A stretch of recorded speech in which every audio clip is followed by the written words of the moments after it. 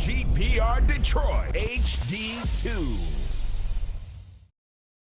You're watching WHPS, Highland Park, Detroit.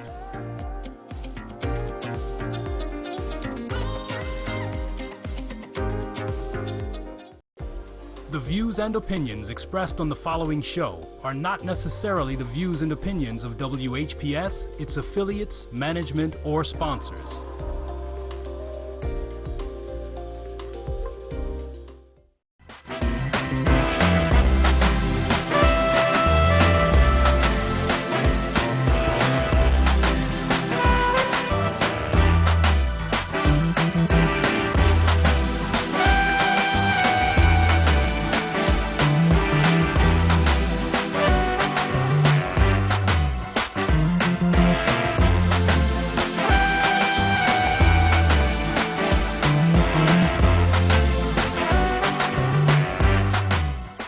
Hello, everybody. Thank you so much for joining me today for Can We Talk About It, where we do talk about that elephant in the room. Before I begin, as always, I want to give my husband, Charles Stinson, a shout out. I love you so much. He is just like one of the angels that the Lord has put into my life to help me along my journey.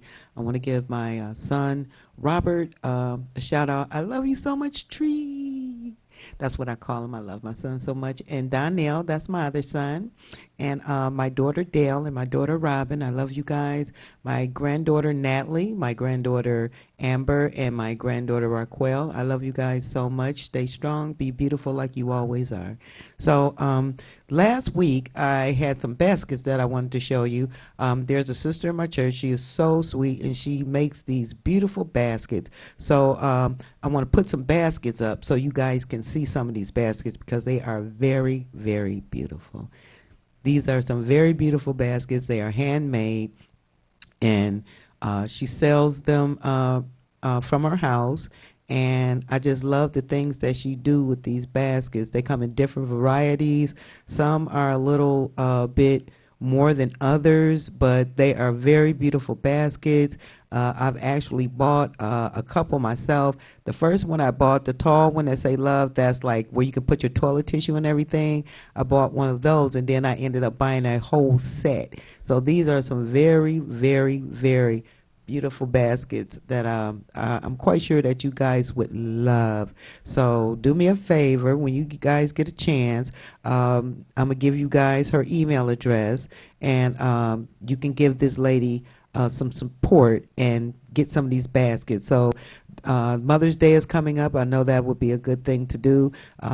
Maybe next week I'm going to show you some more of the baskets, but if you want to get in touch with her so you can get some of these baskets, like I said, they are so beautiful.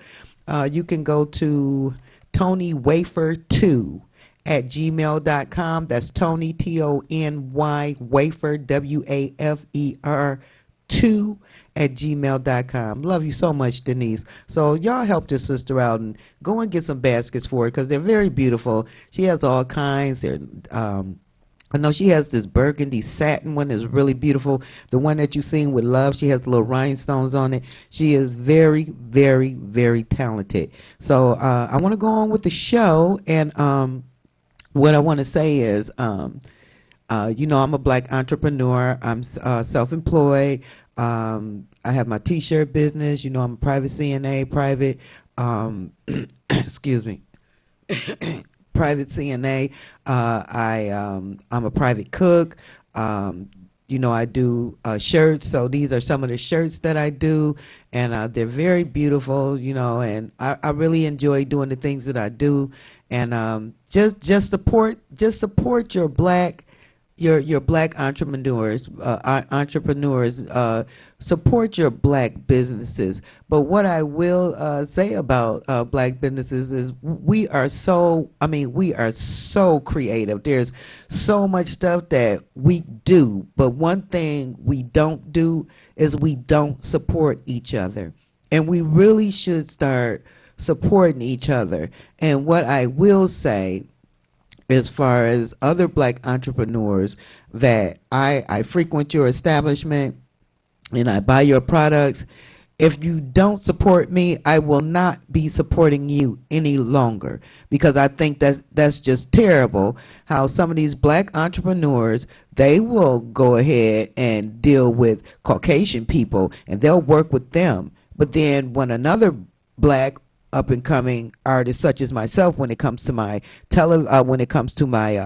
my t-shirts and the different creativity that I have with my t-shirts, I'm gonna be doing mugs in a little bit and everything like that. So when it comes to those type of things, you know, I want you guys to support me. So if you do want a shirt, and I will be showing my shirts as I'm here and everything, I will be you know, as I'm on WHPR, I will be showing you my shirts and everything. You can actually go to Donna Stinson 63 and let me know what type of shirt you want. I will give you the sizes and everything. I had a website on Shopify, but then I find out they came with all these hidden fees. I wouldn't tell my own enemy to go to Shopify. I'm just speaking on what I was going through, and I'm just tired of going to these places and they say one thing is another thing. Then I went on Etsy, and before you even sell anything, they're taking money out your pocket. So I'm like, I can't deal with that. I can't do it. So, but I've been having a lot of you know, good blessings, you know, through word of mouth and everything, and people have been buying my shirts, and I really appreciate that. I just started my shirt business last year, and I've been doing very well, and thank you to the people that buy shirts. Thank you to a company that just bought some shirts to put in their store. Thank you so much for that. I really do appreciate that. So when it comes to black business owners, if we cannot move as a unit, like I said, for Foundational Black Americans, if we can't move as a unit, divided, united we stand, divided we fall. You know, I just feel like, and I'm not saying you ain't no one selling out, because business is business, and if you have to deal with other nationalities, I mean, that's part of your business growing, and that's part of, you know, the word of mouth and this, that, and the other, and I understand that. But if you have another black business owner frequenting your places and you're not giving them the time of day, and they're letting you know, I have products that I could sell, or we can come to some agreement and I can sell something in your store, and first thing you say, girl, I got bills, or I gotta do this. Don't come to me and ask me for anything. Don't ask me to do anything for you. Don't ask me to come frequent your store. I will definitely let my people know, do not frequent your store, because if you can't deal with me, then you can't deal with my people. It's just as simple as that. You know, we are so, I want to be humble. And I know that the Lord is going to bless me with this business and the other businesses that I have. I know the Lord is going to bless me with those businesses, and I know I'm going to be flourishing. You know, sometimes when you have a business and things may not go the way that you expect them to go right then and there, and I'm talking to all my young entrepreneurs, don't just, even if you don't have a podium for your business or where you can show your products or anything, don't get discouraged, because sometimes word of mouth is all you need. So, you know, even if you have people around you that have businesses and don't want to, you know, interact with your business, but they want you to give all you have to them, but then don't work with them. Just don't deal with them. So, you know, on that note, I just wanted to say that, because, you know, there's so many people, like I said, I went and I was showing somebody my t-shirts, and, you know, I got bills, I got this, I got that. Okay, I got bills, but I still come to your store and I patronize your store. So what about that? So, you know, to the person that I did show my shirts to, and they got up like, oh, I can't, you know what? I don't have to tell you I'm not going to frequent your business no more. I'm just not going to frequent it anymore. So, on another note, did you guys hear about a pastor and his wife? They were holding 8 disabled people hostage in their basement. Now, I'm not sure exactly why, but I believe it was for their checks. And I said that to say this: there are a lot of people, or so-called men and women of God, so-called, that say that they love the Lord and they're for the community, but yet and still they want you to give them money. They want you to take care of them. They want you to pay for their housing. They want you to pay for their dental, pay for their children's medical. And the Bible says if a man don't work, a man don't eat. So, why are you guys giving these people all of your money, especially whatever pastor this is that's holding these disabled people? They're holding these people hostage in their basement. And I know whoever your congregation is, they are so embarrassed. I know they're embarrassed. We have to start researching the people that we so-called think that God put over us. Because just because a person called himself a pastor don't mean God sent them to preach to you.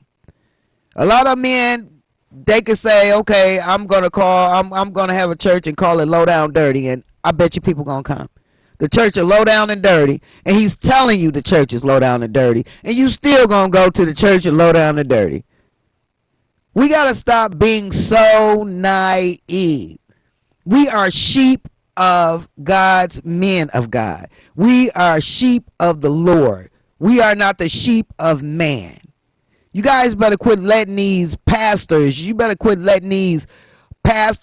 first lady, ain't no first lady. The only first lady was Eve and she dead. All this tradition and everything where they're telling you that this is a first lady. Now they got churches where they got LGBT men and men married, this the first man, or women and women married, this the first woman. This has got to stop. This is just too perverse, and we overlook it. We don't speak on it, and we're supposed to speak on it. We're supposed to speak out against the injustice of the way the Christian churches ran. Protestant means to protest. And that's what we are. We're protesters for God. And when we see things like that, we are supposed to call it out. That's why I always have my saying, I'm going to call it like I see it. We sit up, we let people just run all over us, especially our own people. Especially pastors. People who got all of this, like I told you when I very first started back in 2016, May the 2nd, it will be 6 years that I've been here. I have to say this has been 6 years I've been here. I'm in the process of doing a PSA. I'm going to bring the actors on, and we're going to talk about abuse with males. So that's what my PSA is about. So that's what I'm doing for my 6th year here. I'm also going to give away $100. I'm going to give you more info on that. I tried to give away a TV. A lot of you guys, you were sending me pictures when I asked you to send me pictures and comments, so you didn't do what I asked you to do, so I ended up just giving the TV away. Anyway, so I'm going to be giving $100 or maybe even more. It all depends on what the Spirit leads me to do. So May the 2nd is going to be 6 years. I'm going to have a brand new PSA. I'm going to have the actors that did the PSA with me and the cameraman that did the PSA with me, and we're going to sit up and we're going to talk about abuse with men and what it meant to them to do this little PSA we did. But back to pastors. So, anytime you get a pastor and they're coinciding with government, that's not the place to be, because the Lord said that state and church should never mix. And a lot of these churches that you guys are in, they are ran by the federal government. That's why politicians can run up in there and say, let me buy your vote, basically. And they're not even saying, let me buy your vote, because once you vote for them, black folks don't get nothing out the deal. Every time we vote, as soon as the vote get through, you always see some other nationality that got reparations, or some other nationalities that got their own city, like the city of Dearborn, Chinatown. We don't have anything. We don't have nothing, because we don't know how to bargain. Please hold your vote this year. On the local level and on the national level, please hold your vote. Like I said last week, there's going to be a lot of people that's going to be like, well, I know this person, I'm going to vote anyway. Then shame on you, because and this is just my opinion, but if a Chinese person and you and a Chinese person is friends, and there's somebody that they're voting for, and this person is telling both of y'all what they can do for you, the Chinese people are going to hold their vote. They're going to want to see exactly what you're going to do for them.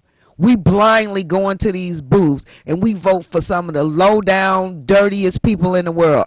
Kamala, excuse me. Oh, excuse me. But anyway, we have to learn how to hold our votes. We have to learn how our vote is what you would call a bargaining chip. And that's why our ancestors fought for us to vote. They didn't fight for us to blindly vote for anything. And that's what we're doing right now. Just like they put that lady Kenja, whatever, she's supposed to be a judge. They're putting all these foreigners up in the plantation. Up in the White House, and none of them are foundational Black Americans. None of them are the people that actually belongs in our nationality. So now they got something out. I was looking at Tariq Nasheed, and go to his page and check out his page. These are really the Black newscasters, the Black information sites that we need to go to really find out what's going on. Professor Black, Moment of Truth, go there. And these are the people that really keep us informed on what's going on. Like they have a picture now of Rosa Parks, the little girl Ruby, that the Army assisted her into the white school, so the white people, would not stone her or throw things at her and this, that, and the other. These, like Tariq Nasheed said, these are our icons. These are the people that we recognize, Rosa Parks and little Ruby. But they got Kamala, a picture, and it has Rosa said, Kamala ran. No, Rosa said, Ruby walked, Kamala ran, and this other lady I just got, I can't even remember her name now. The lady I just judged that just got in there. Now she's gonna judge. Yeah, she's gonna judge us. These people are foreigners. They talk about, we're getting all the Black women in. No, this is just my opinion, they're getting all the mammies in. Because these mammies are not going to do anything for you. They're for themselves. Because they're not part of the American way. They got you guys so mesmerized with this black girl magic, which ain't nothing but a form of sorcery. Jesus never told you to worship no type of magic whatsoever. But it's black girl magic. No. You're a black girl, just be proud. You don't need magic in your life. Just be blessed that you're still on this earth and that the Lord is giving you mercy. The media goes with this black girl magic, or we got a black woman vice president, now we got a black Supreme Court. No, these people don't represent us. And for the record, they don't represent me. We sit up, we talk about just because a person is your color don't make them for us. These people don't, just because these people are our color don't make them for us. But time and time again, we go with the flow like dumb sheep. Now, as we're in this world, we're supposed to be harmless as doves, but wise as serpents. But a lot of us, and I love my older brothers and sisters, but because they've gotten in the habit of voting for the same old people all the time, it's just become routine to them. And we have to stop doing that. Everybody talk about Democrat. Democrats didn't set us free. Republicans set us free. And you're going to see just how bad it's going to get whenever they bring these Ukrainians over here. There's an evil agenda working here, ladies and gentlemen. Some of us, we're blind. Once somebody tells you to know better is to do better. But there's a lot of people that's in denial, and they want to stay in denial. And then there's a lot of people that just don't want to know and just don't care. And these are the people that it's going to affect the most. If we do not come to grips with our voting, if we do not come to grips with being a unit, if we do not come to grips with flowing as a unit, we're going to always be trampled on. We're going to always be bamboozled. People can tell us anything. We go right in the booths and vote for them. Right after you vote for them, what happens? Nothing. Nothing. Things get better for other nationalities, but they don't get better for us. Now, you voted for Biden, and what is he doing? Bringing immigrants over here, taking billions of dollars out of mouths that belong to African foundational black Americans, because now they have Africans over here, Haitians over here, and I love everybody and I have no problem with fighting with people and this, that, and the other, but this time y'all gonna have to hold your own butts, because every time we need you, we're being talked down upon. You guys, islanders and Caribbeans and Nigerians, Haitians, y'all come over here, y'all get these grants, and then the first thing the government tell y'all is don't associate with black foundational Americans. And you don't. But you'll take our money. And we need to stop giving our money to people. Now, I'm sorry, LaWanda, I'm sorry that, maybe you don't know how to do your feet, but there's people know how to do your feet. I mean, we're so skilled and so creative. And then we go into these people's shop thinking we all that, and we want to sit up and you going to do my feet and do it right and this, that, and the other. Meanwhile, they're calling you niggers right in front of your face. And you're giving these people your money. They're disrespecting you. They're degrading you. They're downgrading you. They're downgrading your children, and you're allowing it to happen. My husband works very hard, and he works on his feet a lot. So I used to take him to this place of Greenfield, somewhere near Greenfield and Joy Road. I can't remember the name of the place, but I used to take him there. And I used to hear the way they talk about these women. They call these women whores in their language. They call them niggas in their language.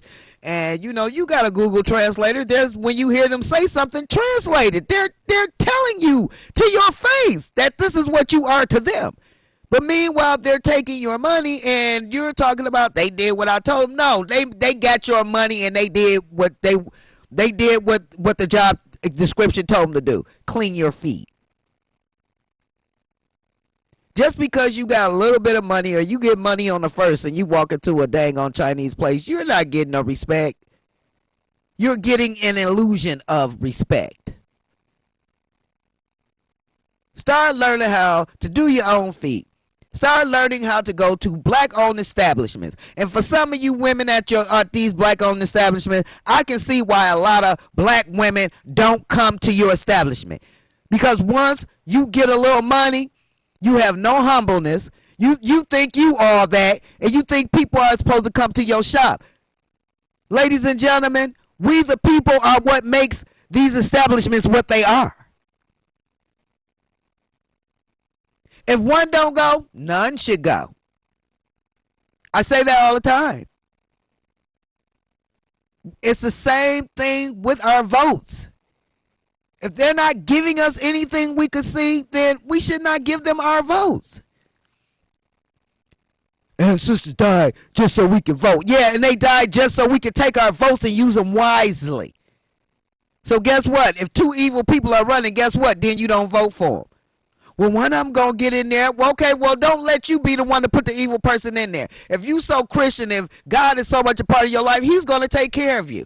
That's another thing that really burns my butt about Christians. I got to vote. You ain't got to do nothing but stay black, white, green, brown, yellow, whatever you are, and die. That's all you got to do. And serve the Lord. Make sure you can get into heaven. We're so stuck on everybody else's nationality except for our own. And then the ones that we do, like I said, we do want to go to and start talking to and start patronizing, they feel like they're God's gift to our community. Then don't go to them either. Learn how to keep your money in your pocket. You don't always need your feet done. You don't always need to go buy a piece of clothing. You don't always need to do all this stuff. You do it because you want to. Then you'll run to somebody like I was saying some years ago. These sisters sit up and spend all their money and they know they on ADC or whatever and their kids get Social Security and you spend all this money on clothes and stuff and then you go and have to lay on your back to ask some man or some woman, whoever you're messing with, to help you out. That's a disgrace to you and your children. And if your children are old enough to understand that, they have no respect for you. None whatsoever. I don't know who she thinks she is, this, that, and the other. You know who I think I am? I'm Donna Stinson, and I'm telling you like it is. You know what you're doing? You're talking to a television, because you ain't talking to me, boo. If we don't come together, get our lives in order, start flowing as one, stop messing with people that's taking advantage of our votes and our money, it's going to always be this way for us. Like I was saying about the pastor. Some of these pastors are some of the most wickedest people that you'll ever meet in your life. I'm not saying all, well, I'm going to say it like this. Pastors that's like that are not men of God. They're men of the devil. There's not one man of God that's going to hold somebody hostage. Now, I'm not sure if they're taking, if these people are taking their disability money. I don't really know. All I know is I heard that they was holding them hostage. I wasn't able to get the full story. But 9 times out of 10, they're probably taking their money from them because these people are disabled. They done closed down all of the mental facilities. They got these people out here running around, and there's nowhere for them to go. The police are shooting them down like dogs in the streets, and first thing we say is, well, they shouldn't have been out there. If a person is mentally disabled, and I believe a person actually gets mentally disabled from the trials and tribulations of life that holds them down, holds them back, and they cannot find a way. In their eyes, there's no escape from the circumstance and situations that they're in. So they crack, they lose it. And it takes a village to keep the village clean. And it takes a village. If you're not taking care of the people in the village is going to run amok. So we have to start helping folks. You know, we got this, well, it ain't my business. Okay, well, then when something happens to you, when somebody say it ain't their business, what you going to do? And the people that say that 9 times out of 10, what goes around comes around. You can't go around living in a village talking about it ain't my problem. Like I have a neighbor, young girl, and she works. And I'm proud of the fact that she works. But she's ornery, she's evil as far as I'm concerned. She done tore up my grass. She runs up through on her driveway and tears up my grass. I went to ask this young lady one day and knocked on the door, and I was like, ma'am. I say, honey, look at my grass. I say, you tearing up my grass. Can you please quit running on my grass? She said it really soft and nice. Okay. And then she slammed the door in my face. Now, do you honestly think if anything happens with this girl, do you honestly think that I'm going to want to help her? Now, I really couldn't tell you for sure if I would help her or not until I got in that situation. But as it stands, do you think I would want to help her? And that goes for a lot of people, you ingrates that have neighbors, and you disrespect them. You drive up your radio, you're talking through your radio, it's loud for the whole world. Don't nobody want to hear your raggedy conversation. Hunty. You riding up and down the street, music loud as all get up. You're going to end up busting your eardrums. You're going to be driving one day with the music so loud, and you're going to wonder what's coming out your ears going to be blood because you need to bust your eardrums. You young folks, start respecting the older folks around you and your neighbors. I don't know what gives some of these young folks the audacity just because they live in a particular area that the whole area belongs to them. It doesn't. And if we don't speak up, and I understand there's a lot of older folks that's really, really nervous and scared to talk to these young folks because they'll jump on you and talk to you like you crazy. Come talk to me like that and see what happens to you. So on that note, I love you guys. You know I love you so much. And until next time, you guys, Be strong and stay strong.